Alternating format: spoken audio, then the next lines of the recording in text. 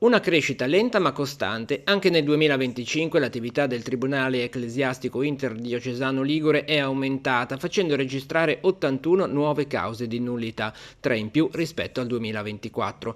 Il dato è emerso durante la cerimonia di inaugurazione nella cattedrale di San Lorenzo a Genova dell'anno giudiziario, alla presenza dell'arcivescovo Monsignor Marco Tasca. Credo che questo sia un segno molto chiaro che dobbiamo ripensare un po' il cammino verso il matrimonio. Questo mi pare che sia il messaggio che ci viene dai numeri, ma è importante davvero avere la consapevolezza che è una scelta e occorre discernimento, occorre preparazione, non si può improvvisare. Delle 81 nuove cause incardinate, oltre un terzo, 27, provengono dalla diocesi di Genova, 15 da quella di La Spezia, Sarzana Brognato, 13 dal Benga Imperia, 11 da Chiavari, 8 da Tortona e 7 da Savona Noli. Restando ai numeri del 2025, 90 cause sono state terminate, 81 con la dichiarazione di nullità del vincolo matrimoniale, 5 con rito breve, 3 quelle archiviate per rinuncia della parte e una sola quella respinta. Le motivazioni prevalenti per le decisioni affermative hanno riguardato il difetto di discrezione di giudizio e l'incapacità di assumere gli oneri coniugali per cause psichiche, 56 casi,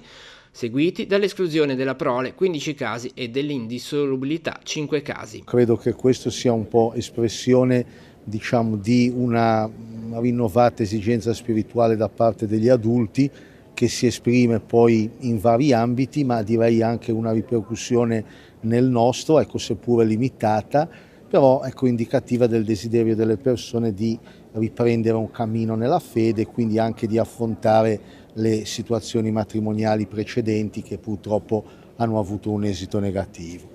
La relazione del vicario giudiziale del Tribunale Ecclesiastico Ligure ha preso in considerazione anche i dati dei processi di appello per i tribunali della Lombardia e di Ventimiglia-Sanremo.